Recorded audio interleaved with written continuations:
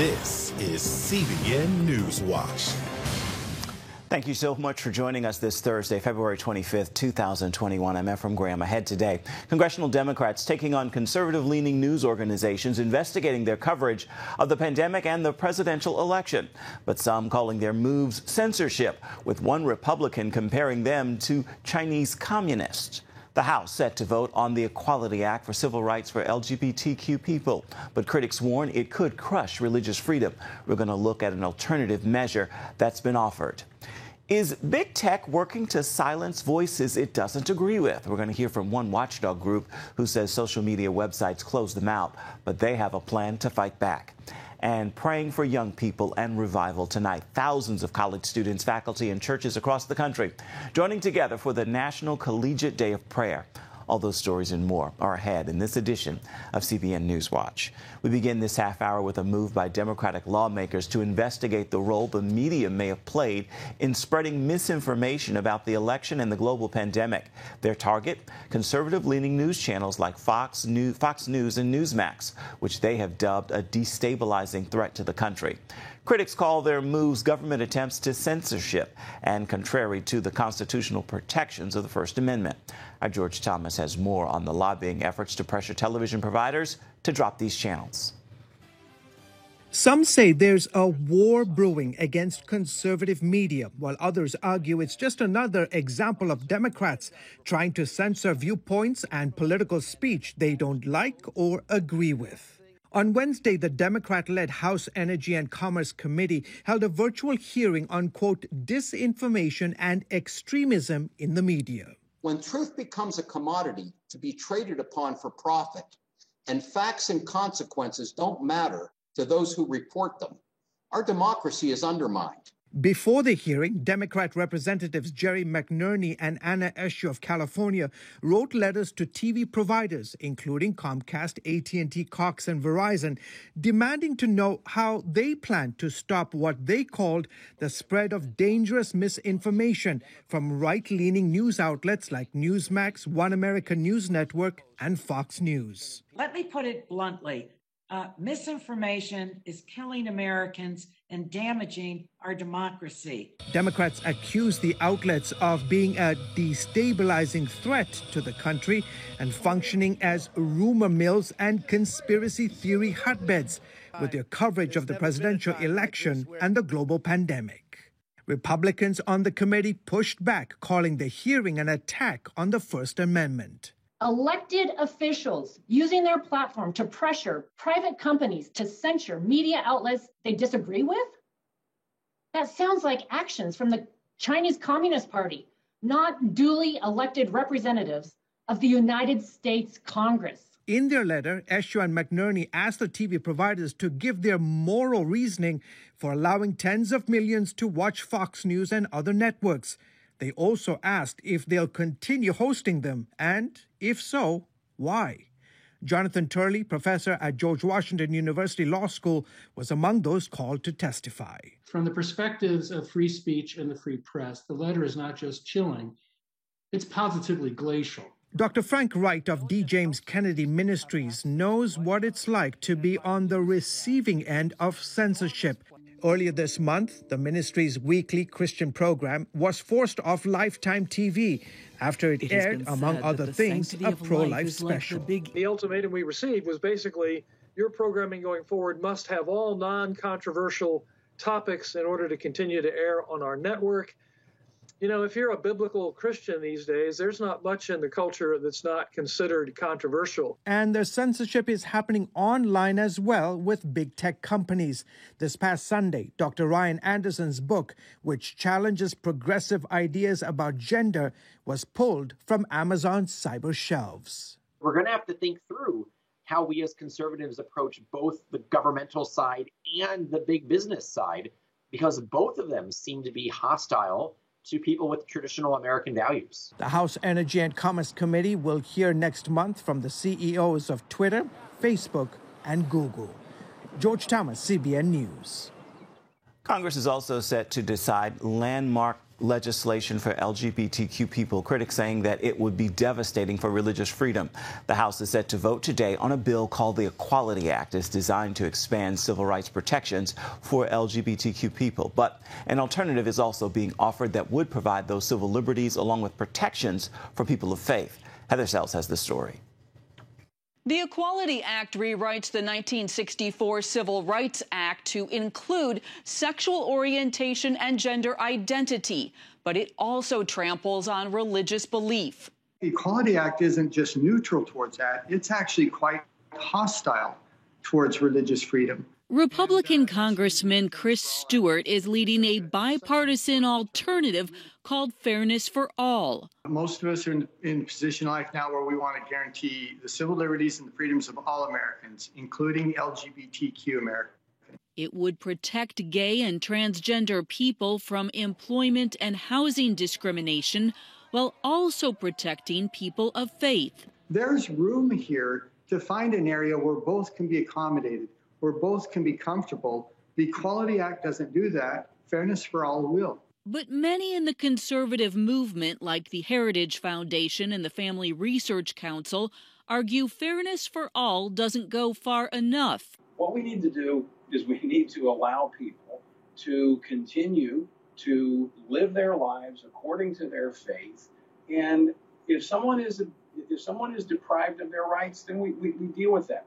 Southern Baptists call the religious protections insufficient and fear the bill will use the federal government to impose a new orthodoxy on matters of sexuality and gender across the entire country through the Civil Rights Act. Pro-life advocates note it could mandate taxpayer funding of elective abortion and violate health care provider conscience rights. The big question, will the Senate truly debate the Equality Act? Moderate Republican Susan Collins, an early sponsor, has pulled her support, and Mitt Romney also opposes, citing religious liberty. Still, there is much momentum for the LGBTQ measure, including powerful backing from President Biden. It's why Fairness for All backers say conservatives should work with their bill or risk passage of the Equality Act. Heather Sells, CBN News. The House is on its way to passing the Democrats' $1.9 trillion COVID relief bill, and that is not all. More high-priced legislation is said to be coming down the pipeline from the Biden administration. With the national debt already skyrocketing, fiscal conservatives are concerned we're digging a hole we cannot get out of. Caitlin Burke is on the story. The House is expected to pass President Biden's $1.9 trillion COVID relief package later this week. But in the Senate, Republicans plan to put up a fight. Every single dollar we spend on COVID is something we're borrowing from our children or from China or from other places. So before we borrow more money to be able to spend on what people want, we need to make sure that we're covering only the essential needs. So let's borrow what we need to get through it, but not more than we need to. While Republicans and fiscal conservatives can get behind the money going towards targeted COVID relief, like unemployment benefits and funding for vaccine distribution, they're concerned about the pork attached to this latest relief package. So when those real needs drive up the deficit, we're going to have to tolerate it. But when we're talking about pet projects for members of Congress, absolutely should not be part of the conversation. In February, the Congressional Budget Office projected the 2021 federal budget deficit to be $2.3 trillion, the second highest in our history. And that doesn't include this new $1.9 trillion relief package. When you look at industrialized nations right now, there's only a handful of countries that are in as bad a fiscal shape as we are. When you look at the size of our economy relative to our debt, we're at about 100% debt to GDP ratio. That's bad news. That puts us in the same boat as the Greece's and Portugal's and Italy's of the world. Still, the Biden administration is already laying the groundwork for an additional economic relief package focused on infrastructure. Some predicting it could cost another $2 to $4 trillion. Caitlin Burke, CBN News. Israel has undertaken a major construction project in its nuclear program. New satellite images reveal it's dramatically expanding its nuclear facility at a secretive nuclear facility at the center of an undeclared atomic weapons program. The photos show a construction site about the size of a soccer field next to Israel's nuclear research center. The center's heavy water reactor has been in operation since the 1960s. The facility is home to underground labs that reprocess nuclear material to weapons-grade plutonium. Israel began its nuclear program decades ago, and experts estimate it has material for at least 80 atomic bombs. The construction project is the largest at the site in decades, but the purpose is not known. Pastor John Baker, founder of the faith-based Celebrate Recovery ministry designed to help people to break free from their hurts, habits, and hang-ups, has died. Celebrate Recovery is a Christ-centered 12-step program based out of Rick Warren's Saddleback Church. Baker and his wife Cheryl founded the ministry in 1991 as a result of his own struggle with alcoholism. Mac Owen, the national director for Celebrate Recovery, wrote, "John touched more people with the healing power and grace of Jesus Christ than anyone else that I have ever known personally, and one of those lives was mine." You can find out more about Baker's life and ministry at cbnnews.com. Coming up, we were silenced by big tech. That is what one watchdog group is saying. You're going to hear them make their case and explain how they're fighting back. We've got the story coming up next.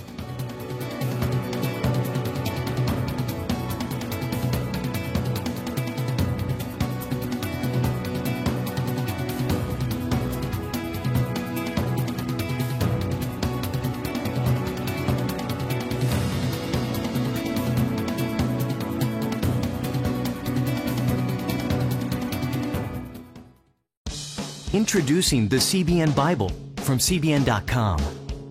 Now, an easier way to study the Bible and grow in your faith. Highlight your favorite verse. Read separate versions at a glance. Click and read a commentary. Or cross-reference your favorite verse using the Strong's Concordance. All the right tools to study the Bible, all in one place. The CBN Bible, available at cbn.com/Bible or the iTunes App Store. This is CBN NewsWatch. Thanks for joining us. Watch breaking news, exclusive stories and programs, credible news reporting. We show you what's happening in the world and how you can pray about it. This is CBN NewsWatch, because truth matters. Weekdays at 5 on the CBN News Channel.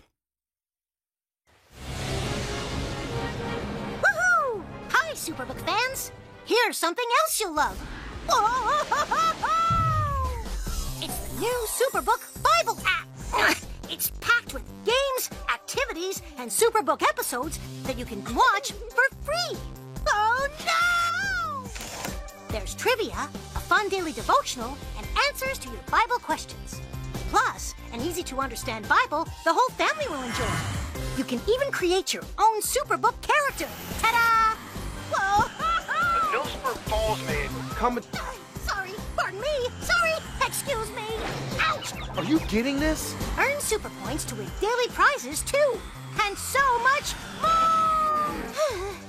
Time to get back to my adventures. See you soon. It's the new Superbook Bible app. Free downloads on iTunes, Google Play, and Amazon. Big tech and social media censorship. Twitter, Facebook, and others insist they do not discriminate against conservatives, but they have a hard time convincing Project Veritas of that. On this week's episode of Global Lane, Project Veritas Media Relations Manager Mario Blabane says social media companies recently worked together to silence the organization. We launched a video on Facebook late in January. Guy Rosen was one of the people we investigated. He was quoted saying how Facebook freezes commenting that they deem to be hate speech. We went to find Guy Rosen a few days after that video was published to get comment, which is a very normal, common practice in journalism to get comment. And the term is door stopping someone to get comment on something they said. This guy obviously is someone of high importance in Facebook. We went to ask questions. He didn't answer. We published a video of him ignoring our questions, and Twitter decided to say that video of asking Guy Rosen for comment violated their privacy policy. So with that, they locked our account temporarily, both James O'Keefe's account and Project Veritas' account. And in a few hours, when we decided to appeal that through the Project Veritas account, they simply decided they wanted to suspend permanently the Project Veritas account. So they just permanently suspended Project Veritas, but they have reinstated James O'Keefe. But of course, the double standards here of, CNN doing similar things and other media outlets doing the exact same thing as we do and never getting any issues from that is just obvious and, out of control. Well, I don't understand. How did you violate his privacy when you actually asked him questions for him to respond to? So he was right outside of his house, and from the video, you cannot tell what city he's in, what state he's in, the zip code he's in. Absolutely, there's nothing you could tell about the location he was in. The only slight moment you could see anything there was a house number, which still doesn't tell you anything of where that house is located. So they basically try to say that we exposed where this man lived, but watching that video and the caption we put on the video, it's impossible to tell where he lived. So Twitter is now defending Facebook. Is this a first where social media giants have teamed up against free speech, or has it happened before? So I'm sure it's happened before. It was interesting observing in this case. So YouTube also took that, as Twitter was doing this, YouTube decided it was a good opportunity for them to give us a strike as well and remove our video from their platform. But what was interesting is that, obviously, since the video was about Guy Rosen, a Facebook executive, both Facebook and Instagram did not do anything with the video. I think my opinion here is that there could potentially be optics there involved, where if Facebook removed a video about Facebook executives, it would look really, really bad for them. So I think they enabled their allies at Twitter and YouTube to do the dirty work and, try to get Project Veritas off of social media. Mario, we've seen President Trump permanently banned from Twitter, accounts suspended for many people who question the results of the last election. Also, those who question COVID vaccines and COVID policy. What's happening here, and just how dangerous is it? It's funny you bring up COVID vaccines, because just 2 days ago, we launched a new leaked tape from Facebook. We're still going, by the way. We're not stopping. The leaked tape from Mark Zuckerberg in July talking about how he was concerned about COVID vaccines modifying people's DNA and RNA. And on Facebook now, just a couple weeks ago, they just instated a policy which says if you discuss the DNA and RNA modification coming from the vaccine, you'll be, removed or banned. So basically, the Facebook CEO can discuss it in private, but in public, if the 3 billion users want to discuss it, they cannot. So that just came out recently, and it was another bombshell story. We've done several bombshell big tech stories just in 2021, and there's plenty more to come. Well, it seems like that's, science and medicine to question results and to look at other results. Well, Parler's back in business after Amazon pulled them from their web services. So how do conservatives respond? What must be done? I mean, it's important to understand that it is good to have, other platforms that promote free speech. But also the discourse and politics, it's important to understand that Twitter, Facebook, and Instagram, you have to use them because a lot of people who don't necessarily agree with your point of view are using that. And in order to get to those people, you must use platforms that don't like you, to be honest. So I agree, using Parler. Telegram, for us, by the way, has been very successful. Recently, we've grown tremendously. But it's important to use all of them, both the platforms that censor you so you can get your message across, but also platforms that enable you to say what you want to say without any backlash. And quickly, finally, how is this all affecting Project Veritas? You've done remarkable undercover work over the years on vote fraud, other nefarious behavior. What now for you? So we're going to keep going. Our big thing in 2021, which we've been expanding since 2019, is our insider program. We want insiders from big tech, media, especially government today, to come to us with information. We want to enable people who want to be whistleblowers to come to Project Veritas and expose wrongdoing. So this is a big project, and getting censored on social media will not stop us. We will, share our videos by proxy. We'll send our videos out through email, through Telegram, ask people to embed. Imagine hundreds of thousands of people getting our emails and Telegram messages, embedding our videos onto Twitter. Is Twitter going to ban hundreds of thousands of people? So that's our message, is that nothing that they can do will stop us or deter us. You can see more of this interview and hear about other important trends in the news on the Global Lane this evening at 8:30 Eastern on the CBN News Channel. Still ahead, it's a tragic side effect of the COVID-19 pandemic, the growth of sexual exploitation online. We're going to bring you a look at this year's Dirty Dozen list of the worst offenders right after this.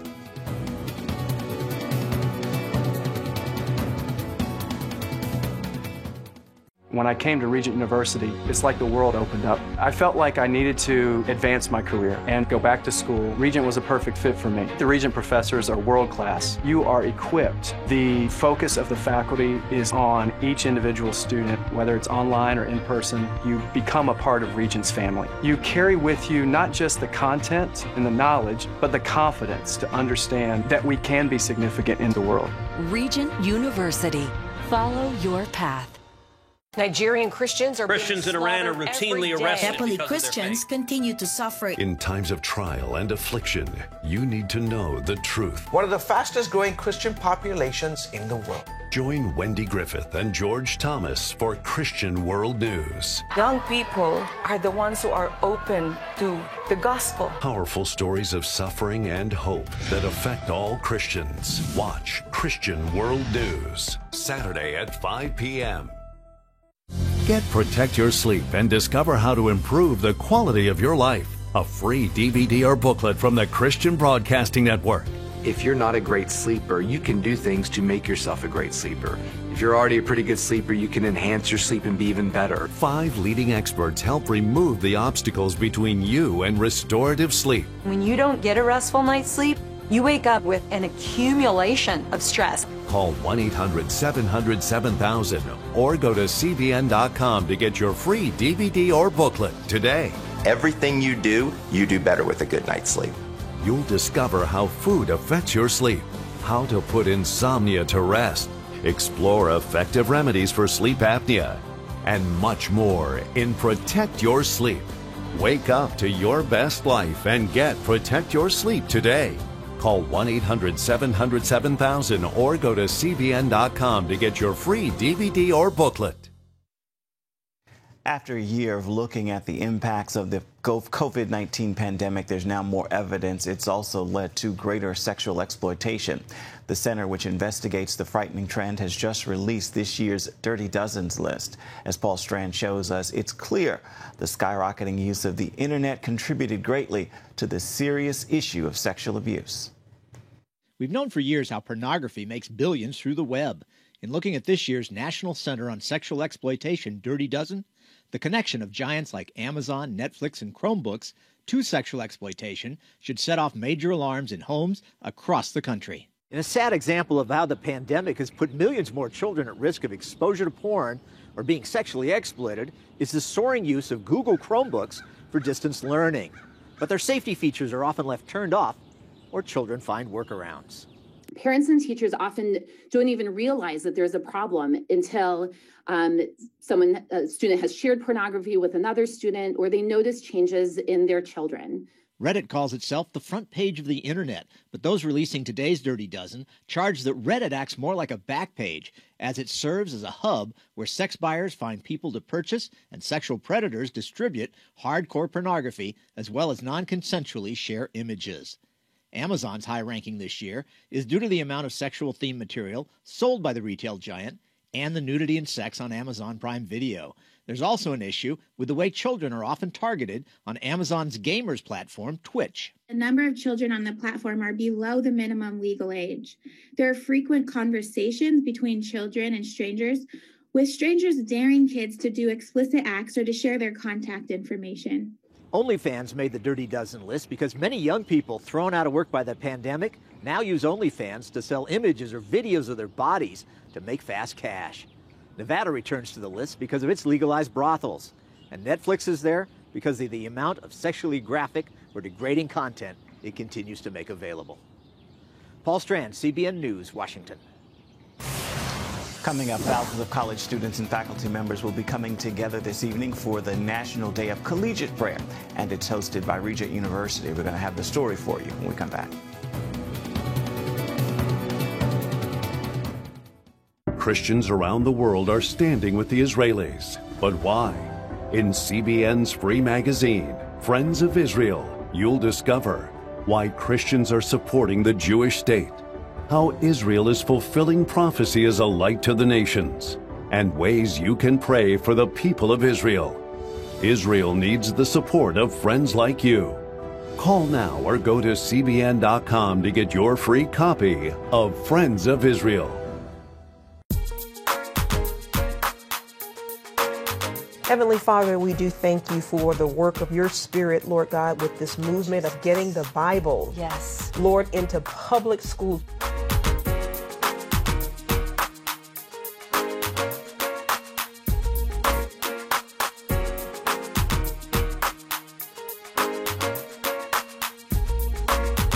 Watch The Prayer Link, Tuesday nights at 6:30.